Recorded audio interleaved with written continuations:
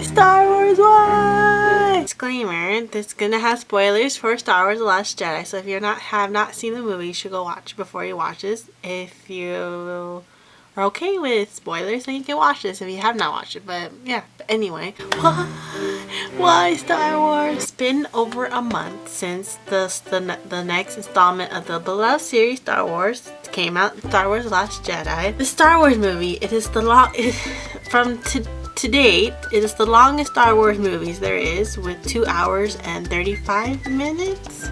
2 hours and 32 minutes. But originally, the director it was actually 3 hours long, but he cut it down to 2 hours and 32 minutes. So I wonder if they're gonna have that, like the extra clips in the, what is it called? In the DVDs as the original director's cut. Or yeah. So I wonder if they're gonna do that. But yes, it was a really long film. I had to go to the bathroom really badly during the movie, and I'm the type of person, like, if I'm watching a movie in a movie theater, I do not care if I need to go to the bathroom. I will sit there and watch it and just take it in. But if I already seen the movie before, it's okay for me to go to the bathroom. But I couldn't hold it anymore. It really hurt, so I was like, I gotta go. The story is quite dragged on.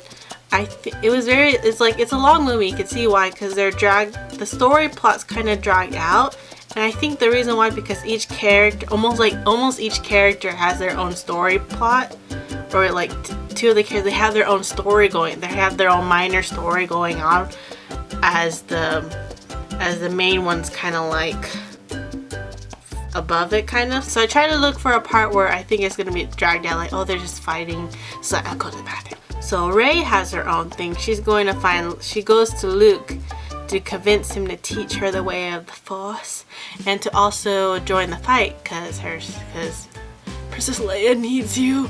And so that's one of them. And then you see Poe. Poe has his own thing with Leia, and then after you know what happens to Leia, then Poe has to deal with the new commander, who's like the opposite of what he thinks, or not doing the job that he thinks she should be doing. So that's another one.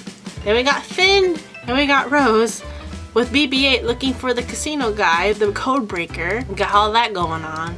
And then even a little bit of Chewbacca has his own thing, because he kind of like talks with the porgs, you know. And so I think, and then you got Kylo Ren with the First Order. You got his thing going on too. So it's a lot of plots, a lot of side plots that come together towards the end. Like, I feel like it's quite a long story, but I feel like they all mix. Like, you need this plot for this plot, I think. That's the overall, like, you need some of these side plots to actually get the overall story of the movie. So since the movie was so drawn out, I thought like maybe twice or so, I thought like at some point in the movie, it's like, oh, this is gonna end like at a cliff note kind of thing, at a cliffhanger, not cliff note, a cliffhanger. But then they kept going and going. Like, I thought it was gonna end right here. It was gonna end right here, but just kept going and going. Weird. It was weird that I don't know. I wonder if they're gonna bring back the code breaker. And it's not established that he's the guy that they met is the actual code breaker dude. He's just some thief who can break through things. They never really established that he was the person they're looking for, because they thought the person they're looking for was a casino dude who's there. I thought it was like the girl next to him, because she noticed Finn, Rose, and BB-8 first, and she talked. So I thought, oh, maybe she's the code breaker. But then they get in jail, and then they meet this other guy who kind of helps them, but then he backstabs them. And so yeah, that's one of my thoughts for that one. So for this film, a lot of the people do not like the porgs. There's mixed feelings about the porgs. Some people do not like the porgs. Some people do like the porgs. I like the porgs. They were cute. And the reason why they actually had porgs in the movie, because I looked it up. So the director, Rian Johnson, he was saying how the porgs were the result of puffins. Porgs were the result of the puffins being native to the Skellig Island, where they had the scenes where Rey and Luke were. So they had native animals there, native birds. And they were unable to move them because they were protected species. So they just had them there, and it'll be too time consuming, expensive to actually edit them out of the shots. So Rian Johnson just created the porgs, and they just CGI'd over the puffins to kind of So that's how the porgs came to be, or one of them. And then I thought that I liked the porgs. They were cute, and I really liked the friendship they had with Chewbacca. I thought that was cute. What else should I say? It's been a while since I actually watched The Force Awakens, but you actually, I feel like for me, you actually get to see more of Poe compared to The Force Awakens, and then Poe actually meets Rey this time, which I thought that was cool. Like they actually met up, because if you realize it, they never really meet up in Force Awakens. It's mostly Finn and Poe. It's kind of weird, like Finn meets all these characters, like he's connected to all these characters, and sometimes like some of those characters are not really connected yet. Or like BB-8 also knows everybody too. We actually get to see more of Poe. I wasn't sure about the new commander girl because she was being mean to Poe, but then after a while you find out she's like Leia likes her, like she's good friends with Leia, and they had this plan, and I'm like, oh okay, I like you now. I don't know about this, but it felt like this film had more comedy gags, like physical gags of comedy compared to the other Star Wars movies that I've seen, in my opinion. I think like you had the opening with Poe with one of the commander in the beginning. And then you see Kylo Ren with his anger management problems. So he's just flinging everything around, which creates comedy itself too. It was cool how it connected to The Last Jedi connected to the previous films. Like you get to see like R2-D2 shows Luke the footage of Leia from the beginning, from the New Hope, where you see her trying to send a message to Obi-Wan Kenobi. So I thought that was cool that R2-D2 kind of sends it, shows Luke again there, and then there was funny lines between them two about that. I thought that was nice to watch. And we get to see Yoda again. I was so happy. I didn't know we were going to see Yoda. So it was really cool that we saw Yoda again. It was, I don't know what do you feel about how when they showed Yoda, they kind of used the same techniques as they did for the previous movies. And then we also it shows how Luke has some similarities with Obi-Wan Kenobi, where they're kind of both old, they're living seclusive to themselves, and they're kind of forgetting their past because, like, you know, Obi-Wan Kenobi, what happened with Anakin, and Luke, what happened to his Jedi Academy, and what he did with what happened to Ben. And you see Luke train Rey, like maybe one scene. You see him actually train, like just telling her what the Force is, and then you kind of only see Obi-Wan Kenobi kind of training Luke a little bit in the screen. You only see him training him a little bit. So that was and then they both died. They died after a fight.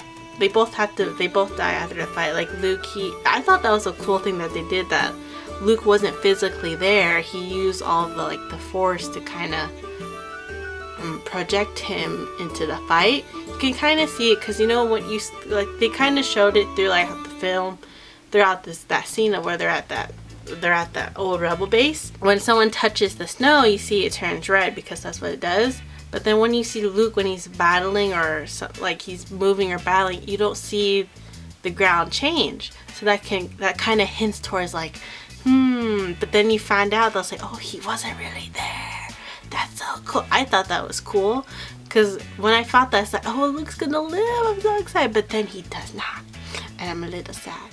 But same as Obi-Wan, they both passed away calmly. Like they both disappeared, you know, like that kind of thing. I thought that was cool. And then we find out the true identity of Rey's parents, who are just normal people who just left her behind. The same as Anakin, who didn't have a dad. And yeah, that was Rey, same as Anakin. I liked how you see Kylo Ren and Rey they're communicating more in this film between Kylo Ren and Rey, and you find out that the reason why they're able to like actually see each other through the Force, or like they have that strong connection where they like see each other and like they can almost feel like the environment around them, is like, from what I took it, the Supreme Leader did that in order to like trying to bring Rey to their side so he can train Rey as he did with Kylo Ren. He kills Supreme Leader. He asks Rey to like join his side. We could build a new order together. We can rule the world. And Rey's like, no, I won't do that. It's not right.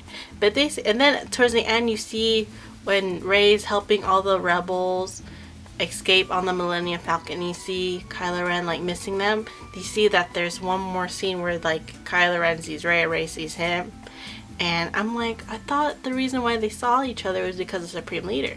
But Supreme Leader's dead, so is their connection just that strong, or that, like, did it get stronger during that point when Supreme Leader was doing it, so now they can just do it? It just happens to them, maybe? I don't know. What's your thought? I'm just wondering. I heard people like Rose. I like Rose. Rose is a nice character, but I'm a little bit iffy on the ending scene when Rose kissed Finn. I don't really ship it. For me, personally, I don't know. I'm not sure what that kiss meant. Maybe it's like, oh, you're alive, thank goodness, just a kiss of, like, happiness, but I hope it's not too much. And then you saw it towards the end, like, Finn, like, taking care of Rose, because Finn's a nice guy. Finn and BB are probably my favorite characters of the new generation of the Star Wars characters. And you see him taking care of Rose, because Finn's a nice guy, so he's got to take care of his new buddy Rose. I really hope maybe in the future films that, like, Kylo Ren would change like Anakin does. Maybe they'll help in the last movie of this trilogy. Maybe Kylo Ren will change same as like Anakin did, because you can still see he's still emotional besides anger. Like, you see that when he doesn't shoot, because he's part of the team that's, like, shooting at the rebel base ship, and you can see him he knows his mom, where his mom is on the ship, because the Force. And, like, you see him hesitating, you see him and Leia have that moment, and then you see him not shoot. Someone else had to shoot that part of the ship for him. So he still sees that he really cares about his mom. He loves his mama. So I really hope to see more of, like, development between Kylo Ren's character. I just want him to get rid of his anger. Please, bro, get some anger management. See a therapist. Anger management. And if you didn't notice it, I noticed it. They do not have the very popular phrase that I have a bad feeling about this. Like, they have this in all the previous movies. Like, Obi-Wan says it in episode 1. Anakin says it in episode 2. Obi-Wan says it in episode 3. Luke and Han say it in episode 4. Leia says it in episode 5. Han says it in 6, 7. And then K2O even says it in Rogue One. They even say it in Rogue One, which is a Rogue movie. I read that the director, Rian Johnson, saying that it was stated in The Last Jedi. It was just by BB-8. So, of course, we don't know what he's saying. He just sounds like beep, beep, boop, pop. So, we don't know that. So, we don't know that he actually said that. Only the director knows. But now you guys know too. But yeah, so BB-8 says, I guess BB-8 says it during a thing. But yeah, I think I got that also, maybe. I don't remember. Rey's lightsaber is destroyed, so I wonder how she's gonna fix it, or if they're gonna show her fixing it, or is she gonna get a new one? What's gonna see the deal with the new lightsaber? You know what? If I ever get a lightsaber, like an actual lightsaber, like if I was in the world of Star Wars and I was a Jedi, I would want an orange one. Cause Samuel L. Jackson got a purple one. I want an orange one. It's a dream of mine to have an orange lightsaber. Han Solo's film, the Solo film, is gonna be released in May, so look forward to that. I know I am. Rian Johnson's the director. He was offered to be able to, like, direct the next film, the next Star Wars film, but I think he declined. He declined the offer because I think of the tight scheduling. I think that's why. So, but then I think Lucasfilm offered him a job directing a trilogy, another Star Wars trilogy. Okay, so there's like, oh yeah, I was looking at the director, Rian Johnson. Basically, I was looking at all of his past works and what he's done, and it says that he's going to be director of a Star Wars trilogy, episode 1, which we all know. It just knows the writers are Rian Johnson and characters George Lucas. It's on IMDb, so I don't know if it was announced. I think it was announced that it's gonna happen. Oh, so this is the first installment of Rian Johnson's spin-off of the Star Wars trilogy. It's gonna be the films are gonna be separate from the Skywalker saga, and it will explore new characters from the unexplored area of Star Wars. The new trilogy was announced by Lucasfilm on November 9th of 2017, but with no release dates yet. These could all be just, I don't know. I just saw on IMDb, this could all be just fake. But I'm just saying. So there's this thing that there might be a movie. I don't know. I could be wrong. I'm just saying, okay? So there might be Star Wars Rise of the Grey Jedi, and it's set in the times of the Old Republic. A young Jedi falls from the ways of the Jedi and becomes a Grey Jedi. I don't know. Let's just see when it says 2018. Let's see if a movie called Rise of the Grey Jedi comes out in 2018. But yeah, that was that one. Tom Hardy was supposed to be in this film. His scene was cut. He was a stormtrooper. He was supposed to recognize Finn. You know, when Finn and Rose and BB-8 they go onto the First Order ship, dressed up as the First Order, and Tom Hardy's character was supposed to recognize Finn, and he was supposed to be surprised, like, oh, Finn, bro, you got promoted to a higher rank. That's so cool. But then it was cut, since it was unlikely that the stormtroopers didn't hear of Finn's betrayal, that he left the order. He left the order. So Tom Hardy's part was cut. Sorry, Tom. I didn't realize that affected me so much. There are some fans who did not like the film, but there are some fans who do like the film. I'm one of the fans who liked the film. I enjoyed it. I really enjoyed it. I liked it. There was a scene, where basically when the rebel resistance, they were escaping on the little escape pods, and then the big ship where the commander lady, I forgot her name, but she was like, she's the only person on that ship to kind of like create a decoy for the mini pods with the rebels to escape to the rebel base. And then like when she noticed that they were killing off the rebel resistant pods, do light speed into the First Order with the original rebels ship, she like bam into it, so it kind of broke apart. When that happens, everything goes dead silent. There is no thing. I remember when I was in the theater watching this, I think I heard someone went, wow. So it was during that. I thought it was cool because it was a really big, impactful moment. But then some people they didn't like that. They didn't like how there was no music, because in previous Star Wars film, there's always been music.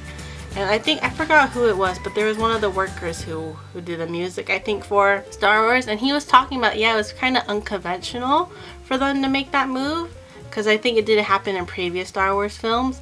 Like, some of the audiences got upset, like they were complaining. It's like, oh no, the audio got messed up during the movies when it was supposed to be like that. Like, I forgot which theater, but some of the theaters, they actually had to put, like, before, I think on the door of that theater, of the Star Wars theater, they had to put a paper. It's like, okay, during this movie at around this time, there's gonna be a change in audio, and it's not an audio malfunction. It is an artistic choice for there not to be any sound at all. So just to help the fans not be so angry about it. And I'm like, oh, I mean, that's interesting. That's unconventional to have like no music or no sound at all during them, which is kind of true. Well, I think from what I'm remembering from the previous movies I've seen, that there's never really like a dead silence. There's always something going on, but that was dead silence, not film. But yeah, that was it I have about Star Wars The Last Jedi. I hope you guys enjoyed this video. I hope you guys enjoy Star Wars The Last Jedi if you watched it.